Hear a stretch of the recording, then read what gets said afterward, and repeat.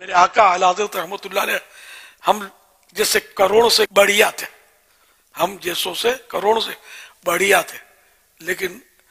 ان کی عاجزی کی تو ایسی سی باتیں مطلب ہیں کہ اللہ اکبر، عقل دنگ رہ جاتی ہے، ایسی عاجزی کرتے تھے۔ مثلا آپ کا ایک شعر بھی یاد آ رہا ہے، گناہ رضا کا حساب کیا، گناہ رضا کا حساب کیا، وہ اگرچہ لاکھ سے ہیں سوا، گناہ رضا کا حساب کیا وہ اگرچہ لاکھ سے ہیں سوا، مگر اے عفو تیرے عفو کا تو حساب ہے نہ شمار ہے۔ یعنی کہ میرے گناہ اعلیٰ حضرت فرماتے ہیں وہ چاہے لاکھ سے بڑھ کر ہیں، وہ کس حساب میں؟ اے عفو، عفو اللہ کا مبارک نام ہے صفاتی، عفو مانے معاف کرنے والا،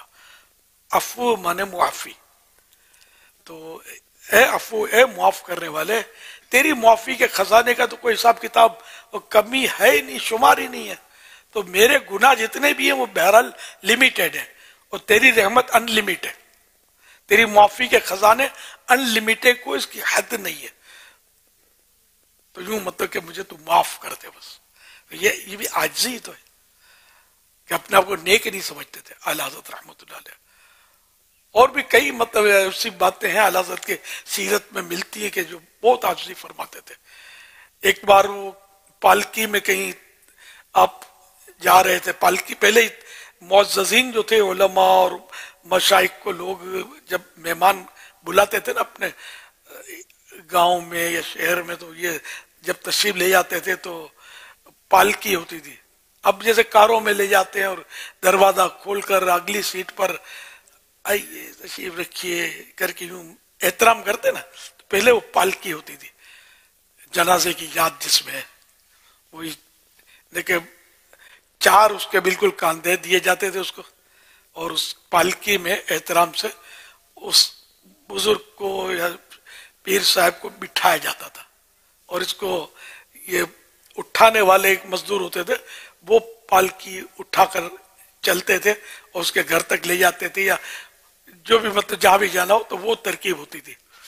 احترام ہوتا تھا اس طرح۔ تو اعلیٰ حضرت رحمۃ اللہ علیہ کہیں اسی طرح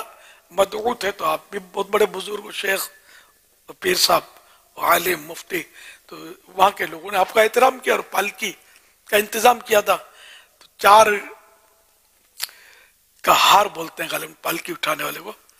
تو چار کہار جو تھے وہ اٹھا کر پالکی چلے، تو اچانک اعلیٰ حضرت رحمۃ اللہ علیہ نے اوپر سے پالکی میں سے ارشاد فرمایا کہ پالکی روک دو، پالکی رک گئی، آپ ایک دم سے نیچے تشریف لے آئے پالکی سے اور فرمانے لگے کہ آپ چاروں میں سے سید کون ہے؟ تو ایک نے عرض کی کہ حضور میں سید ہوں۔ اچھا، اور آپ کی تو حالت کچھ یعنی رقت طاری تھی آپ پر، اور فرمایا کہ آپ سید صاحب ہیں اور آپ کا کندھا اور میرا وجود آپ اٹھائیں مجھے، تو یہ تو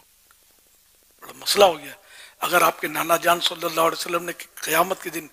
فرما دیا کہ کیا میرے بچے کا کندھا یہ تجھے ملا تھا جو اس پر تو چڑھ کے بیٹھ گیا، سید صاحب مجھے معاف فرما دے، سید صاحب مجھے معاف فرما دے۔ غالباً اپنی دستار مبارک جو تھی امامہ شریف اس کے قدموں میں رکھ دیا، سید صاحب مجھے معاف۔ اب سید صاحب گھبرا گئے، یہ حضرت کیا فرما رہے ہیں، میں نے معاف کیا، میں نے معاف کیا، اب بس کریں اب مجھے، لیکن آپ نے فرمایا کہ میری تو اسی وقت تسلی ہوگی جب سید صاحب آپ پالکی میں تشریف فرما ہوں گے اور احمد رضا اپنے کندھوں پر لے کر آپ کو چلے گا۔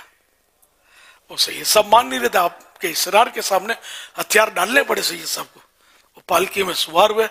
اور تین مزدور تو اور تھے ہی، اب ایک اعلیٰ حضرت نے اپنے کندھے پر اٹھا لیا اس کو اور یوں لے کے چلے۔ اب اگر عاجزی اس کو بھی نہیں کہتے تو کس کو کہتے ہیں؟ ایسی عاجزی تھی اعلیٰ حضرت کی، اور سیدوں سے محبت اتنی تھی، اتنا احترام کرتے، ہم تو خالی باتیں کرتے تھے، اعلیٰ حضرت نے پریکٹیکل کر کے دکھا دیا۔